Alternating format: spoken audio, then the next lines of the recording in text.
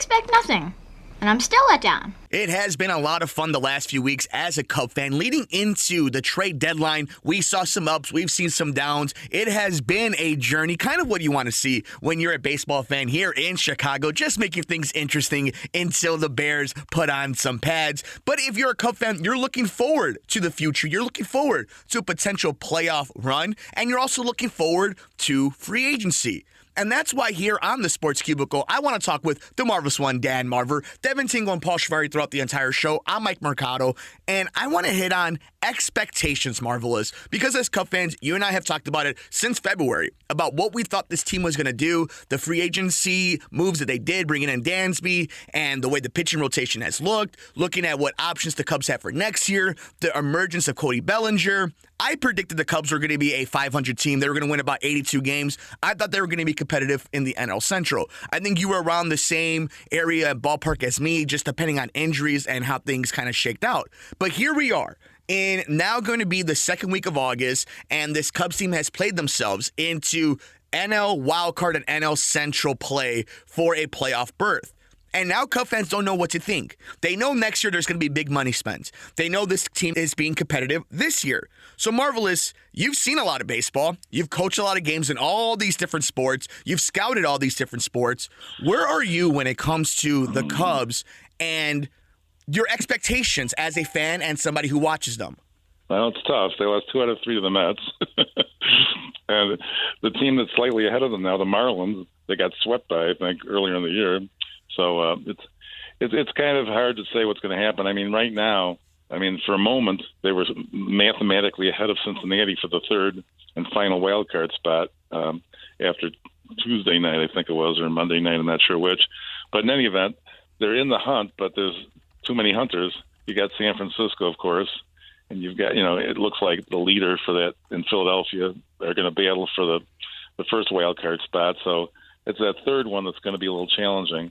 But Bellinger's definitely been unbelievable, and of course the addition of Candelaria has been remarkable. He was fit in perfectly.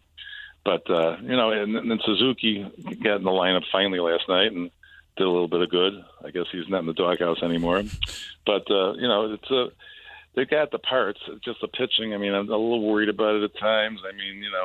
Assad's going to be a fill-in, and you've got Hendricks seems to be able to go about 6 innings. And if Stroman can come back like to his April and May form, they'll be outstanding.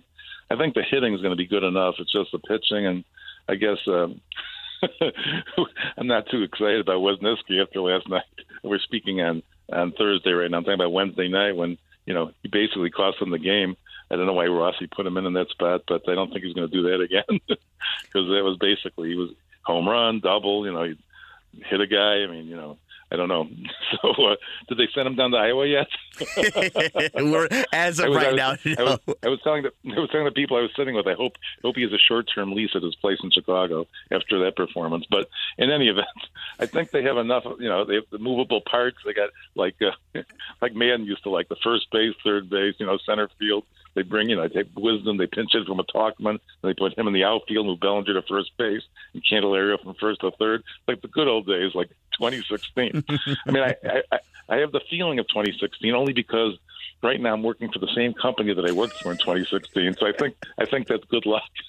I left and came back.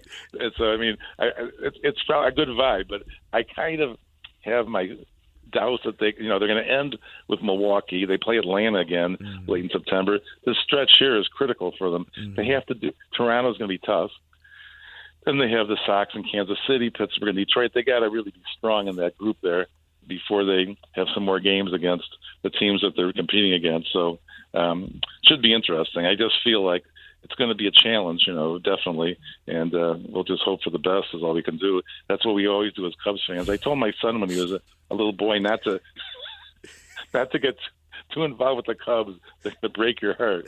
But, he got to see a championship, and he was born in 1990. My father was born in 1913, and he never saw a championship. So I guess, we got to be happy for the small thing. Count them while we got them, my friend, okay? We got to enjoy it while we see it. You bring up some interesting point, Marvelous, because this is, let's get away from September for a second, because if you get to September with your head above water, anything is on the table. But you bring up the schedule, and this is a debate Paul and I have argued all season long. I think the Cubs have answered the schedule more often than they haven't. But it goes back to my point of this is a team that's going to be around 500. They're going to win about 82 games, 83 games. And when that happens, you go on streaks, and you also lose games you're not supposed to. I was really worried about this White Sox series coming up after the Toronto series because that seemed kind of like the trap in between the Blue Jays and the Royals while you have Milwaukee kind of down your sights in about a week and a half.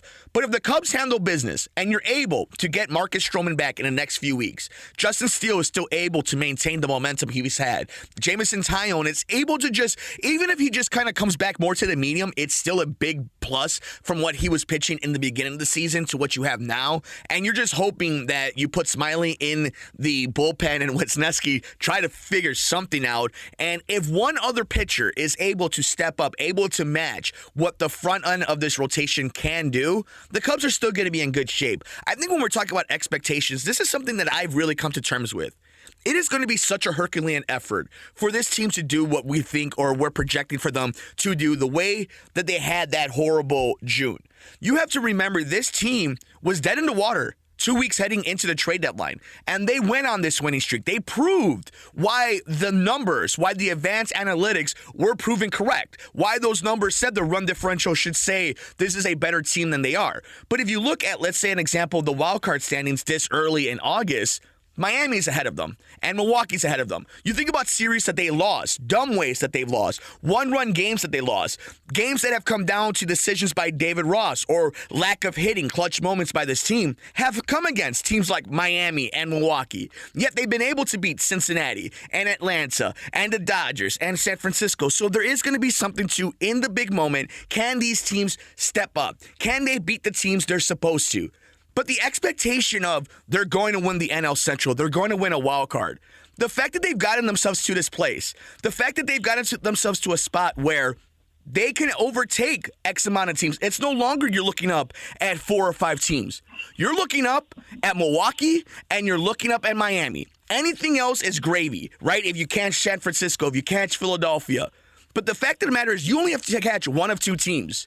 And that in itself is a huge marker for this Cubs team. And I think Cub fans, more than 2016, being able to manage expectations of enjoying this ride, get to September with entertaining baseball, serious baseball, competitive baseball, is more than we could have asked for the last few years. And it should be the standard that we hold the Chicago Cubs on. And I think that should be the expectation. Holding them to a standard of getting us to September and being competitive. And you know what, Marver, for me, that's my expectation. Have a okay August and get us to good, entertaining, playoff atmosphere baseball in September. Absolutely. And I was enjoying Devin and Paul's Chicago White Sox, the Yankee series. You know, they look pretty good, and that's a good thing. You know why? Because the Brewers are coming to town. The Brewers are playing the White Sox. Yep. And you know how much I love the balanced schedule. The Yankees are going to Miami now. So, I mean, we're rooting for the Yankees and the White Sox, totally insane, to beat the Brewers and the Marlins who are ahead of us. So that's all I have to say about that. Don't get me started. But it's going to, for sure, make for an entertaining end of the season, Marvelous. And I think for you and for me, I think for all of us, knowing that we're going to have 17 weeks of football, right? And knowing that we have the NBA and going to see what the future for the Bulls hold. The Cubs and White Sox are at such an interesting point in their franchise for the history of what could be the next 10 years for their franchises. And for Cub fans, I think it's really easy to daydream about Shohei Ohtani, right? Or what could be in 2024, what magic could happen in 2023. But I think it's also important if you're, for example, a White Sox fan, to pay attention to what's happening on August 10th, 11th, 12th, 13th, whatever, to see who the lineup is, to see how Luis Robert is playing, to see what happens with Tim Anderson. And if you're a Cub fan, you have to enjoy this series against Toronto, even if you hate the balanced schedule or not. The fact is that in August, you're playing the Toronto Blue Jays in games that matter. Enjoy that Friday, Saturday, and Sunday. Enjoy the fact that you're going to have a series on August 28th a 3-game series against the Brewers heading into September. And guess what? September comes around, you're playing against the Reds. That, to me, is something to be excited about. We may not see the Cubs get to the promised land and play meaningful late October baseball. But if you get to those moments, you're playing baseball that matters.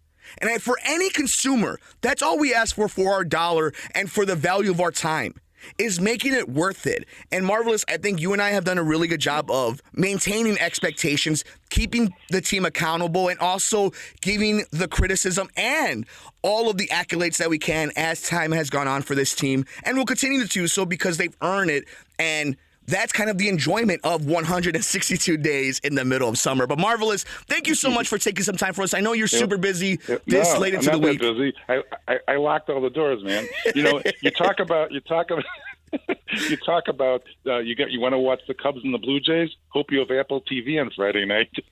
Oh my goodness, Marvelous! You know what, Marvelous? Let's talk about really fast for 5 seconds. The land of media rights and the land of announcing and the way this thing is going around.